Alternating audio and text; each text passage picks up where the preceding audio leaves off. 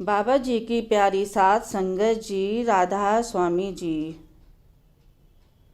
मनुष्य जन्म और प्रभु भक्ति। यह अवसर दुर्लभ मिले, अचरज मनुष्य देही। लाभ यही सैजो कहे, हरि सुमरन करी लेही। यह अवसर दुर्लभ मिले। सैजोबाई मनुष्य जन्म की विशेषताओं का हमें महत्व बताते हुए कहती हैं कि ये जो मनुष्य जन्म है ये बहुत दुर्लभ है।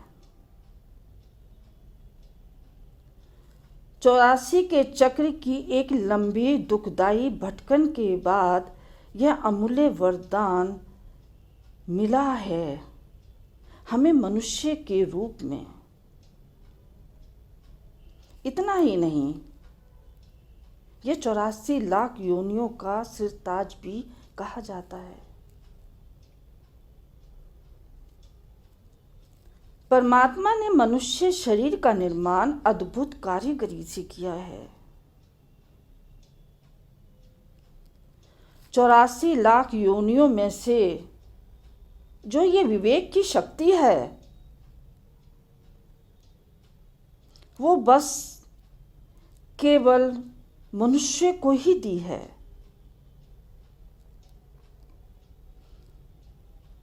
एक मनुष्य ही ऐसा है जो अपना भला बुरा खुद सोच सकता है, अच्छे और बुरे का अंतर समझ सकता है और अपने जीवन में सुधार ला सकता है।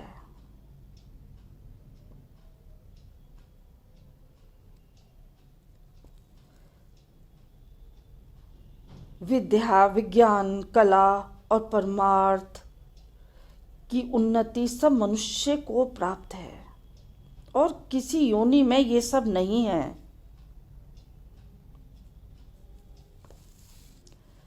लाभ यही सैजो कहे, हरि सुमरन करी लेही।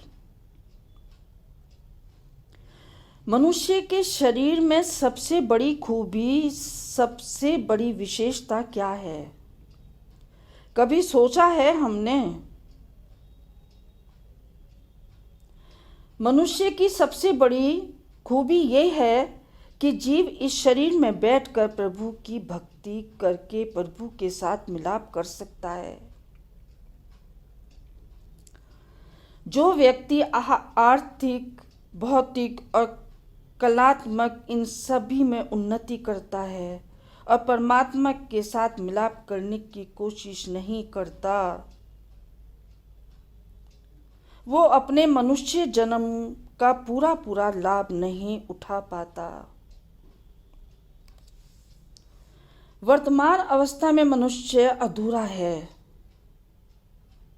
मनुष्य अपना पूरा जीवन अज्ञानता में बिता देता है और कर्म पे कर्म कमाता रहता है और फिर कर्म फल के बंधन में जकड़ा रहता है और पूरे जीवन दुख सुख के झमेलों में पड़ा रहता है, पर प्रभु की भक्ति नहीं करता। अगर मनुष्य प्रभु की भक्ति में अपना मन लगा ले तो वो आवागमन के बंधन से सदा के लिए मुक्त हो सकता है और प्रभु के साथ मिलाप करके उसी का रूप बन सकता है। 84 लाख योनियों के बाद ही प्रभु की अपार कृपा से मनुष्य जन्म का सुनहरा अवसर प्राप्त होता है। लेकिन जीव इसे प्रभु भक्ति की बजाय विषय विकारों में, भोगों में बर्बाद कर देता है और अपने इतने सुंदर जीवन को मिट्टी के मोल गवा देता है और फिर बार बार 84 के चक्र में फंसकर दुख भोगता रहता है और फिर उसे यमदूतों की मार भी सहनी पड़ती है। लेकिन ये जो जीव है इतना मूर्ख है, इतना जिद्दी है कि इसे लाख बार समझाने पर भी समझ नहीं आता। इसके ऊपर कोई प्रभाव नहीं पड़ता। लगता है उसे शायद मुक्ति की कीमत का पता ही नहीं है। जीव तो इतना अनाड़ी है कि मुक्ति पाने के लिए प्रभु भक्ति की तरफ एक कदम उठाने को तैयार नहीं होता। सहजोबाई कहती है कि मनुष्य जन्म पाने के लिए तो देवी देवता भी तरसते हैं।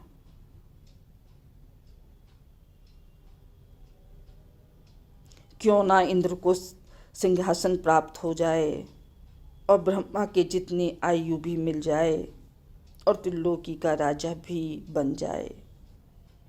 फिर भी जीव को अंत समय में सब छोड़कर जाना ही पड़ता है। इसलिए संत कहते हैं समझदारी अब इसी में है कि सब दुनिया के मोह को त्याग कर प्रभु के नाम का धन इकट्ठा करो। इस दुनिया में आकर हर एक मनुष्य अपने जीवन में ऊंचे से ऊंचा नाम कमाना चाहता है और तो और धन दौलत के पीछे तो अपनी पूरी जिंदगी लगा देता है। सहजोबाई सावधान करती हैं और कहती हैं जीव का सच्चा सुख सुंदरता धन और बादशाहित में नहीं है। हमारा सुख तो केवल प्रभु भक्ति में है।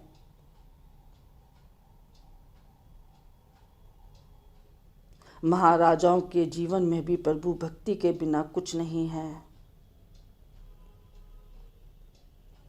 सहजो जा घट नाम है सो घट मंगल रूप। सहजोबाई ने यहाँ जीवात्मा को इंद्रियों के सुखों और आत्मिक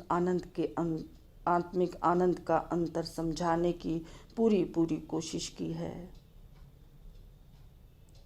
कहती हैं स्वादिष्ट भोजन, सुंदर सुंदर कपड़े, गहने, बंगले, कारें, भोग विलास, तरह तरह के राग और रंग तमाशे, ये सब शरीर और मानसिक सुखों के साधन हैं। लेकिन आत्मिक शांति तो केवल प्रभु की भक्ति से ही मिलती है। शारीरिक सुख सुविधाएं बुरी नहीं हैं, लेकिन हम तो इतने मूर्ख हैं कि हम इन्हें ही आत्मा की शांति समझने की भूल कर बैठते हैं। पानी का सा बुलबुला यह तन ऐसा होए, पीव मिलन की यानिए ठानिए रहिए ना पड़ी सोए। ये जो मनुष्य जन्म है ये अद्भुत वरदान है।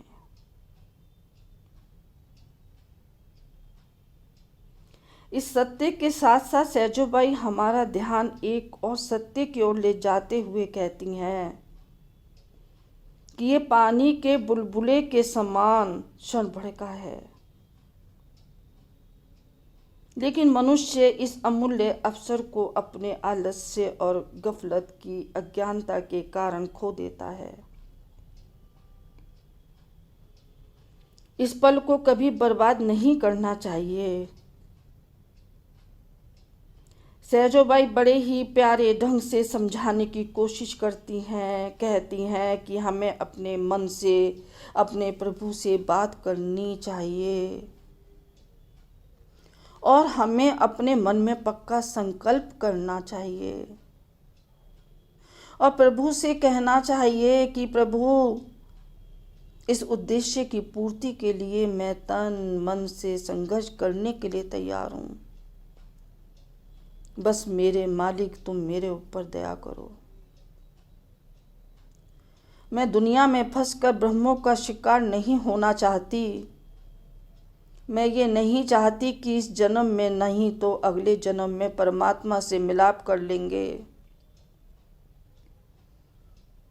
मैं कैसे विश्वास करूं? मैं कैसे विश्वास करूं मेरे प्रभु कि मुझे अगला जन्म मनुष्य का ही मिलेगा। जो व्यक्ति संतों के उपदेश पर विश्वास करते हैं कि वाकई में मनुष्य जन्म का उद्देश्य तो बस प्रभु से मिलाप करके परम आनंद में हो जाना है,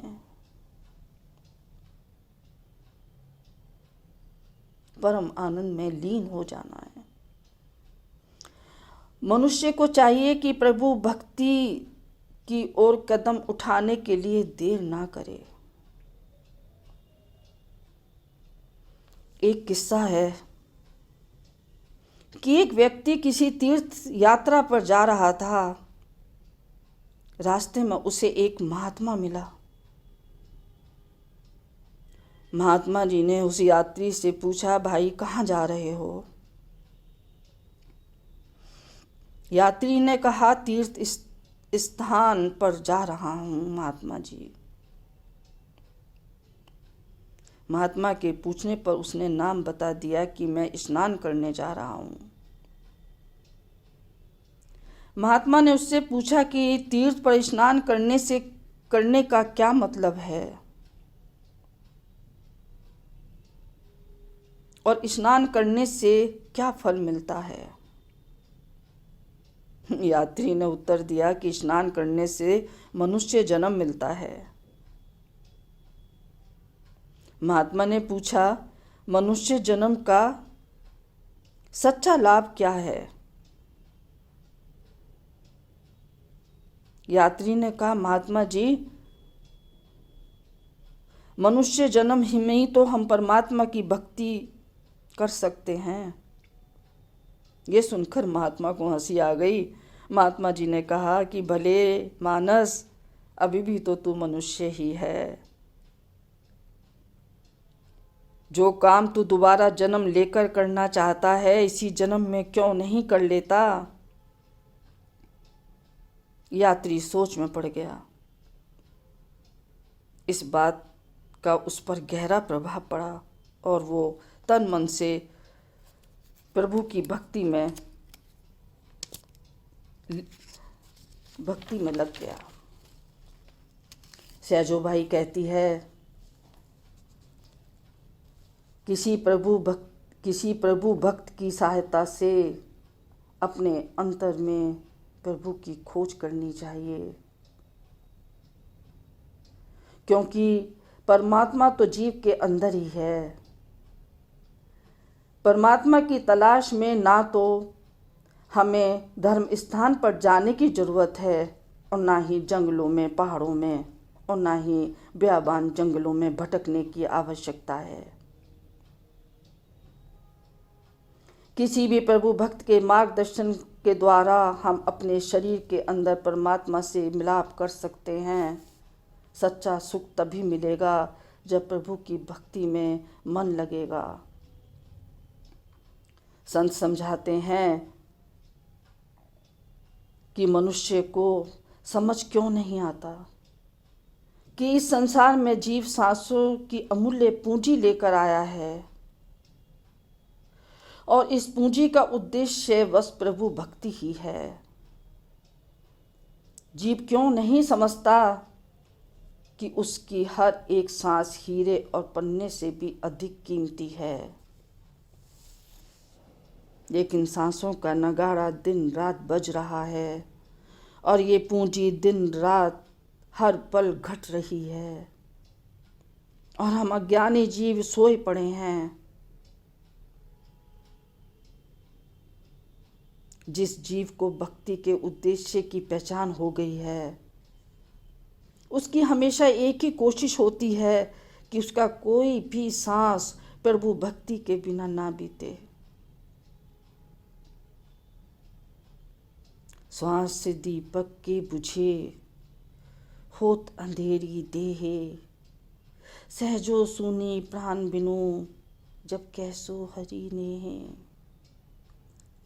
जब प्राणों का दीपक बुझ जाता है तो अंदर बाहर अंधकार छा जाता है। उस समय प्रभु की भक्ति कर पाना तो मुश्किल है। पूरा जीवन तो बीत गया, जब तक सांसें चल रही हैं। हमें हर वक्त सुमिरन करके प्रभु की भक्ति करनी चाहिए, नहीं तो अंत में पछताने के सिवाय कुछ नहीं रह जाएगा। संत महात्मा हम जीवों को कभी तो प्यार से, कभी कठोर शब्दों से, कभी डांट के, कभी फटकार के समझाने की कोशिश करते हैं। यहाँ सहजोबाई चेतावनी देती है और कहती है, जो व्यक्ति मनुष्य जन्म के आवागमन के बंधनों से बचने का साधन नहीं अपनाता, उसे धिक्कार है। और फिर कहती हैं, जो जीव बहुत लंबे समय से कर्म और कर्म फल के कारण आवागमन के चक्कर में बंधा हुआ है और बार बार जन्म और मृत्यु की पीड़ा से गुजरता है और अपने किए हुए कर्मों के फलस्वरूप दुख सुख भोगता है, क्या जीव नहीं जानता कि ये जो मृत्यु लोक है, यह आत्मा का वास्तविक घर नहीं है और ना ही शरीर उसकी वास्तविकता है। सहजोबाई कहती है, अरे मूर्ख जीव, मैं कैसे समझाऊं तुझे, ये शरीर तो प्रभु भक्ति करने के लिए मिला है। प्रभु भक्ति के द्वारा ही हमें अपने वास्तविक घर पहुंचने के लिए बख्शा गया है। सहजोबाई सावधान करती है और कहती है कि यदि तुम जीते जी मुक्ति प्राप्त करने की तैयारी नहीं करोगे तो मृत्यु के बाद मुक्ति प्राप्त करने की आशा कैसे कर सकते हो। हे अज्ञानी जीव, सहजोबाई चेतावनी देते हुए कहती है, अरे भले मानस, तू अपने मन में सोचकर तो देख कि तूने संसार में आकर कौन सा अच्छा कर्म किया है। पशुओं की तरह पेट भरकर और सोकर तूने अपना जन्म बर्बाद कर लिया है। अरे मूर्ख, तूने सुबह उठकर प्रभु की भक्ति करने की बजाय व्यर्थ के धंधों में अपना पूरा समय गंवा दिया। तूने तो अपनी आत्मा के कल्याण के लिए कोई प्रयत्न नहीं किया। तू तो ये भी नहीं समझ पाया कि ये जो तेरा शरीर है, ये किराए का मकान है, ये तो मृत्यु का घर है। यमराज तो तुझे निश्चित समय पर ही लेने आ जाएगा, एक पल के लिए भी इस घर में नहीं रहने देगा और धकेल कर बाहर निकाल देगा और तू कुछ नहीं कर पाएगा। सहजोबाई समझाती हैं कि भाई, आज से और अभी से ही प्रभु के भजन सुमरन में लग जाओ और अपना पूरा समय मालिक के ध्यान में लगा दो।